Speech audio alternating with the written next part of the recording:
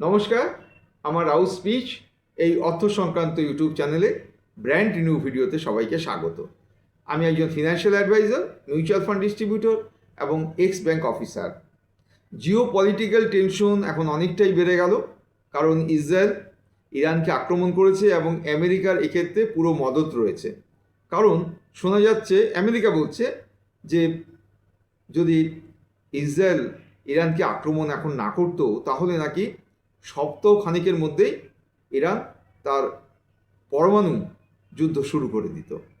যাই হোক, দেখা যাচ্ছে ভারত নিরপেক্ষ, কিন্তু ভারতের যে শেয়ার মার্কেট সেটা কিন্তু আজকে একটি বড়সড় ধসের মুখে পড়েছিল।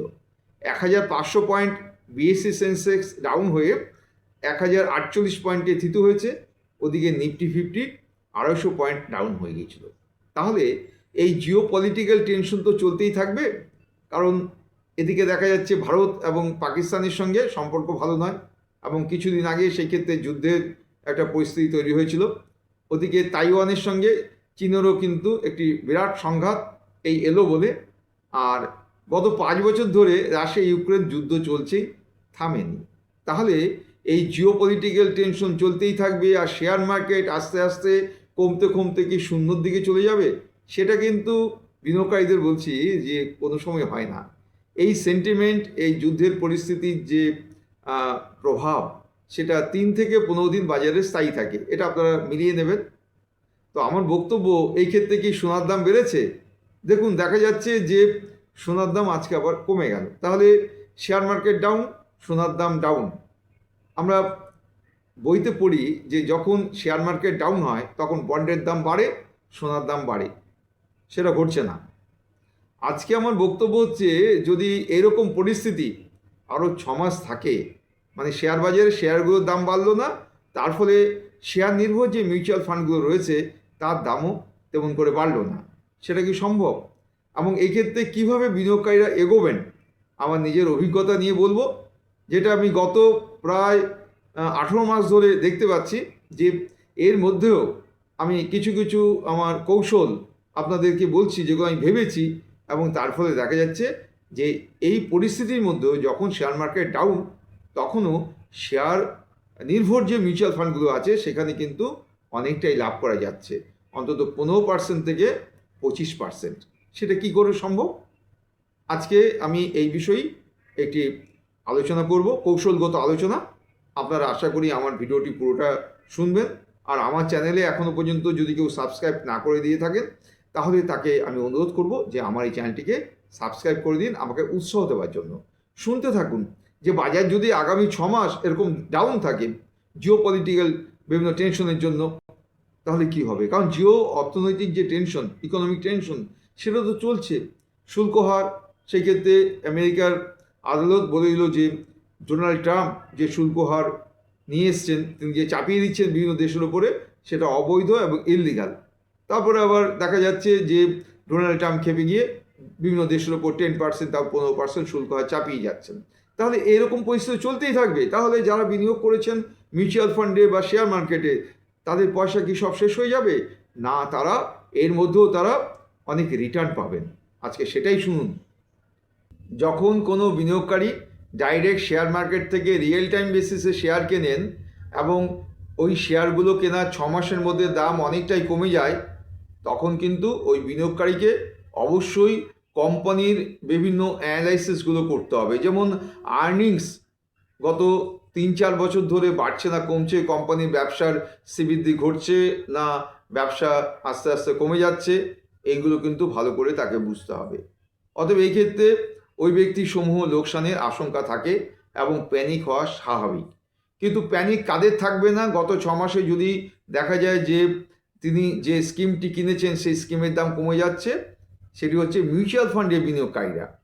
কারণ এক্ষেত্রে দেখা যাচ্ছে যে এই সকল বিনিয়োগকারীর হাতে ডাইরেক্ট কোনো সিদ্ধান্তের ব্যাপার থাকে না যে তিনি কোন শেয়ারটি কিনবেন, কোন শেয়ারটি বিক্রি করবেন।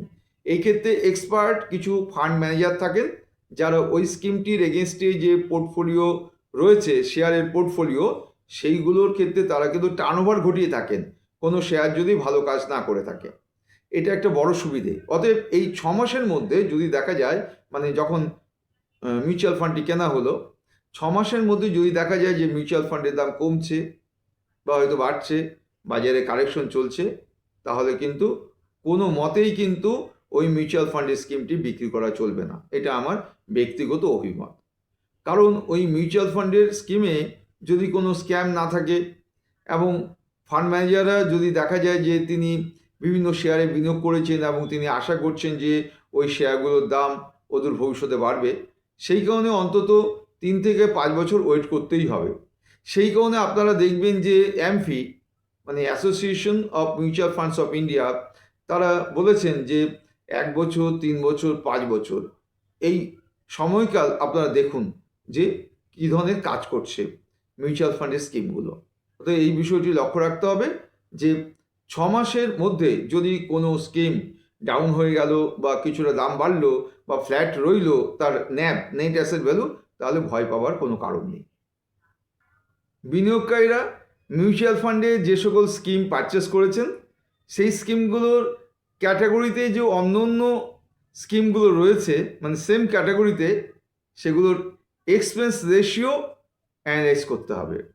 কী কারণে এক্সপেন্স রেশিও একটা আরেকটা থেকে বেশি, এবং তিনি যে স্কিমটি পারচেস করেছেন তার এক্সপেন্স রেশিও কি ঠিক আছে না ঘন ঘন এই ক্ষেত্রে টার্নওভার করা হয়, মানে ফান্ড ম্যানেজাররা পোর্টফোলিওর মধ্যে বিভিন্ন স্কিমগুলোকে কি ঘন ঘন চেঞ্জ করছেন এবং তার ফলে কি এক্সপেন্স রেশিও বাড়ছে বা কিছুটা কমছে।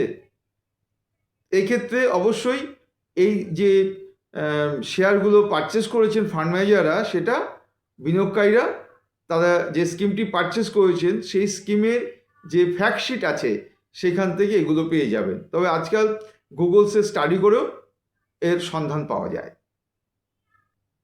যখন মার্কেট বুলিশ পর্যায়ে থাকে এবং পিক পর্যায়ে থাকে, তখন যদি কোনো বিনিয়োগকারী মিউচুয়াল ফান্ডের স্কিম কিনে থাকেন তাহলে কিন্তু টেম্পোরারি স্ট্যাগনেশন থাকতেই পারে, এটা কিন্তু নর্মাল ব্যাপার। যেহেতু উনি বেশি দামে কিনেছেন, সেই ক্ষেত্রে আরও বেশি দাম যদি ওঠে তবেই তো তিনি লাভ পাবেন। হয়তো দেখা গেল যে নেট অ্যাসেট ভ্যালু কিছুদিন কমে গেল বা বাজারে কারেকশন হলো, তাহলে কিন্তু দাম কমতেই পারে। কিন্তু এমন নয় যে তিনি 3 বছর 5 বছর টাকা রেখে দাম কম পাবেন। এই ক্ষেত্রে মার্কেট কিন্তু উঠবেই। গত 22 সালে আমরা দেখেছি যে মার্কেটে তখন বিএসসি সেন্সেক্স হচ্ছে 60,000 কাছাকাছি, সেটা এখন দাম হচ্ছে 80,000 থেকে 85,000 সেন্সেক্সের মধ্যে ঘোরাঘুরি করছে। এই ক্ষেত্রে অনেক সময় দেখবেন যে কোনো বিনিয়োগকারী যখন কোনো মিউচুয়াল ফান্ডের স্কিম পারচেস করলো, ফর এক্সাম্পল তখন হচ্ছে 84,000 হচ্ছে সেন্সেক্স, এবং দাম কমে গেল এবং দেখা গেল যে ওই স্কিমটির দামও কিছুটা কমলো। এবার যখন বেড়ে আবার ওই 84,000 সেন্সেক্স এলো, তখন কিন্তু ওই মিউচুয়াল ফান্ডের স্কিমটি আগের যে দামটি ছিল 84,000-এ, এই দামটি কিন্তু তখন থাকবে না। সেন্সেক্স আবার ঘুরে বেড়ে গেল, কিন্তু মিউচুয়াল ফান্ডের স্কিমটির দাম ওঠানামা করবে। কারণ হচ্ছে ফান্ড ম্যানেজাররা বিভিন্ন সময় টার্নওভার করে তারা যে পোর্টফোলিও তাদের তৈরি করে বিভিন্ন স্কিমে, সেটাকে চেঞ্জ করে থাকেন। তার মধ্যে বিভিন্ন শেয়ার পারচেজ হয় আবার সেল হয়। ফলে এই ক্ষেত্রে ভয় পাওয়ার কোনো কারণ নেই, কারণ ফান্ড ম্যানেজাররা তাদের অভিজ্ঞতা দিয়ে সবসময় চেষ্টা করেন যে স্কিমের দাম বাড়িয়ে নিতে। অতএব যদি শর্ট টার্মে কেউ চিন্তা করেন যে মানে প্যানিক আসে যে দাম তো আর বাড়ছে না, দাম 6 মাস আগে যা কিনেছি এখন দেখা যাচ্ছে তার থেকে দাম কম, তাহলে এটা হতেই পারে কিন্তু মিউচুয়াল ফান্ডের ক্ষেত্রে। যেমন এখন আমরা দেখতে পাচ্ছি যে মিড ক্যাপ যে মিউচুয়াল ফান্ডগুলো রয়েছে সেক্ষেত্রে দাম কিন্তু এখন অনেকটাই কম। গত 1-1.5 বছর আগে যা দাম ছিল এখন অনেকটাই কমে গেছে। তাহলে কি মিউচুয়াল ফান্ডের ওই মিড ক্যাপ ফান্ডটি উঠবে না? এই ক্ষেত্রে কেউ যদি মাল্টি অ্যাসেট অ্যালোকেশন ফান্ডে বিনিয়োগ করে থাকে, তিনি অবাক বিস্ময়ে দেখবেন যে গত 1 বছরে যা দাম ছিল তার থেকে এখন 25% থেকে 30% বেড়ে গেছে। কারণ এই ক্ষেত্রে দেখা যাচ্ছে যে সোনাতে বিনিয়োগ করা হচ্ছে, সোনার উপরে বিনিয়োগ করা হচ্ছে, সেই কারণে দামটা বাড়ছে। আবার যদি দেখা যায় সোনার উপর দাম কমে গেল, তাহলে মাল্টি অ্যাসেট অ্যালোকেশন ফান্ডে দেখা যাবে কিছুদিন দাম কম থাকবে, কারণ তখন ফান্ড ম্যানেজাররা কিন্তু আবার চেঞ্জ করে তারা ইকুইটি বা অন্য কোনো যে অ্যাসেট ক্লাস আছে সেখানে বিনিয়োগ করবেন। কারণ এক জায়গায় বিনিয়োগ করার পর কিছুদিন কিন্তু সেখানে রেখে দিতেই হয়। আজকে এক জায়গায় বিনিয়োগ করলেন, আবার তারপর দিন আরেক জায়গায় বিনিয়োগ করবেন, এর জন্য কিন্তু একটা এক্সপেন্স খরচাও রয়েছে, এবং এই ক্ষেত্রে কিন্তু অনেক সময় কিন্তু তাহলে কম দামে বিক্রি করে দিতে হবে, এটা করা উচিত নয়। অতএব শর্ট টার্মের কোনো ব্যাপারই নয়, 6 মাস কোনো ব্যাপারই নয়, একটু ওয়েট করতেই হবে 3 থেকে 5 বছর।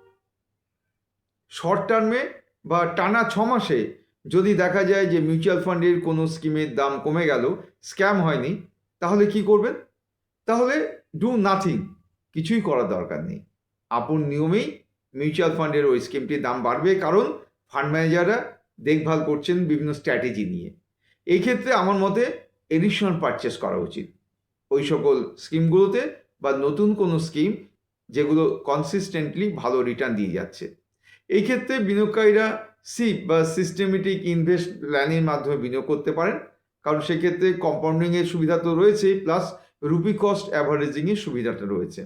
এই ব্যাপারে আমি আগের ভিডিওগুলোতে বিস্তারিত বলেছি, what is rupee cost averaging.